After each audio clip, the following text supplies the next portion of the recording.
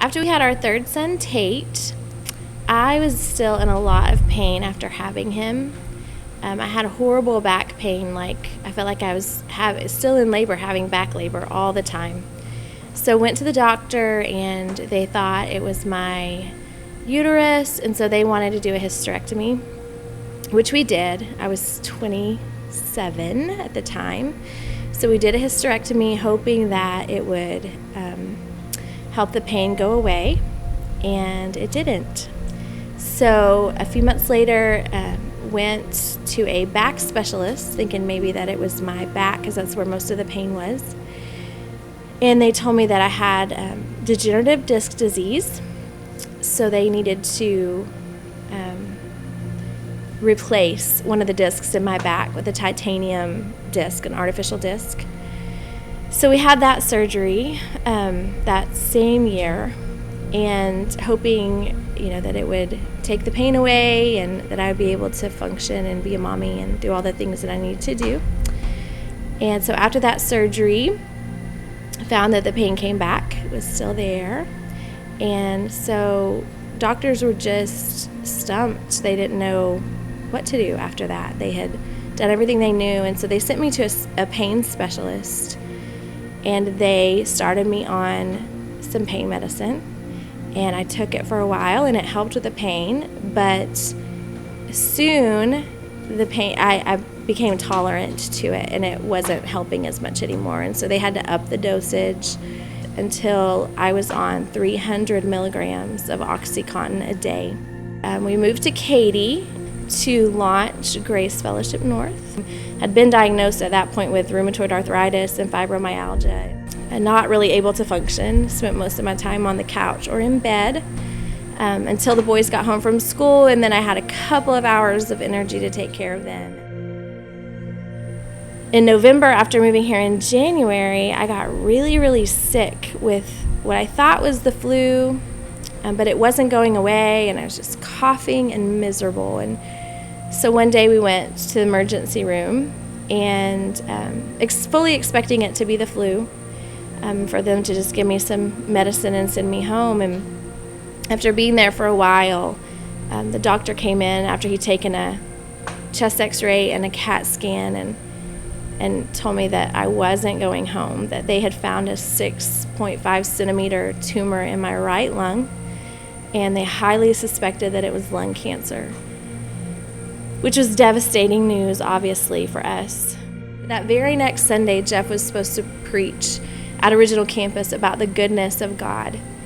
And so we really had to wrestle that week with, do we believe that God is good even when our circumstances don't show us his goodness? Do we believe that he's good in spite of what our circumstances say? And so about 3 weeks after the diagnosis, I was supposed to go in for a biopsy, and the doctor wanted to do a PET scan before the biopsy to see exactly where the tumor was, the outline of it, and all of that. And so I went in to do that, and I was supposed to have the biopsy the very next day. So we got up at 5 the next morning to go to the biopsy, and got a phone call as we were walking out the door from the lung specialist that said we did not need to come in because there was no tumor there. There was no sign that had ever been there, and it was completely gone. So God did a miracle on our behalf that day. Let faith arise. In spite of what I see, Lord, I believe. But help my unbelief, I choose to trust you. No matter what I feel, let faith arise. So God heals me completely of this tumor in my lung. And now I had this wrestling going on in my mind. If God is big enough to completely remove a tumor from my lung in a matter of 3 weeks and miraculously do that, why was he allowing me to struggle with this pain for 7 years at that point? I had been crying out to him every day to heal me.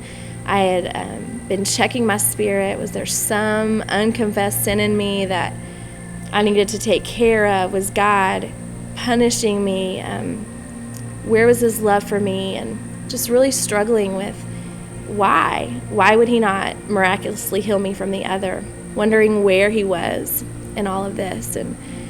But another thing that happened in me when he healed me is that I began to get this desire in me to live, to be healed, to not just accept that I was just going to live my life doped up on pain medication and on the couch forever. I began to get this fire. He began to light a fire in me to live and to want to accomplish his purposes for my life. And so for about a year, just really wrestled with it. And then the beginning of 2015, we started the 40-day prayer experiment. And honestly, at that point, I had just pretty much given up hope that God was ever going to heal me. I still asked him, but I just didn't think he would. And so we sat down with our boys and asked them what it was that they wanted to see God do through the whole thing. And we began to make a list of things they wanted to see. And then it was Jeff's turn, and when it was his turn for us to write it down, he said he wanted to see me healed. And even at that point, when he said that, I was thinking, oh yeah, God, that would be great, but I've been asking for 9 years now, and so I'm just gonna, if you want to do it, great. If not, great, And so really not even really believing that he would. And so we wrote it down and we stuck it on the fridge, and that was probably the beginning of January. So January 22nd, I was sitting in my living room, and Jeff was up at church. The boys were at school. Just another day by myself, hanging out on the couch, hurting, and just began to get so desperate. Just this desperation started rising up in me, and just began to cry out to the Lord like I never had before. Just, Jesus, I need you to come. I need you to set me free. I need you to heal me. I know you can heal me. You've shown me that you can heal me. Would you just come and do it? And I just began to cry that out over and over and over to him. And I heard him speak so clearly in that moment. And he said, baby, you got to trust me. I'm going to set you free, but you have got to trust me. And right now, oxycodone is the Lord of your life. It's what you run to for your pain. It's what you run to for your anxiety. It's what you take first thing in the morning, every morning, to start your day. And I want to be that. I want to be Lord of your life. And so you have to trust me, and we've got to let that go. You've got to go to detox and get off of that medicine. And for me, that was terrifying, because I had known what it felt like to run out of medicine. I had known how sick I had gotten and how much I just wanted to die when that happened. And so the thought of getting off of that medication terrified me. But I knew that I wanted Jesus in that moment more than I wanted anything else. So 4 days later, I checked in to detox. I was terrified. It was the scariest thing I've ever done. But in me giving up control of that area of my life and that thing that I was holding on to and running to, Jesus came, and he began something in me that has been the most incredible journey of my life. Let faith arise, for my champion's not dead, he is alive. Oh, and he already knows my every need. Surely he will come and rescue me. So Romans 8 says that God works all things together for the good of those who love him and are called according to his purpose.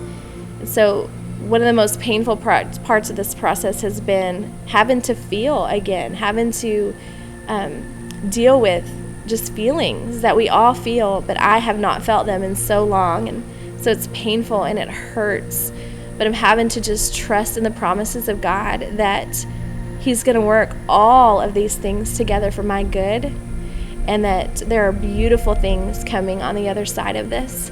My favorite verse in this whole process, and my anthem verse that I claim all the time, is Revelation 12:11, and it says, "They overcame the enemy by the blood of the Lamb and the word of their testimony." And so I'm just believing that every time I speak of what God is doing and has done, that I'm overcoming the enemy by the blood of the Lamb and the word of my testimony.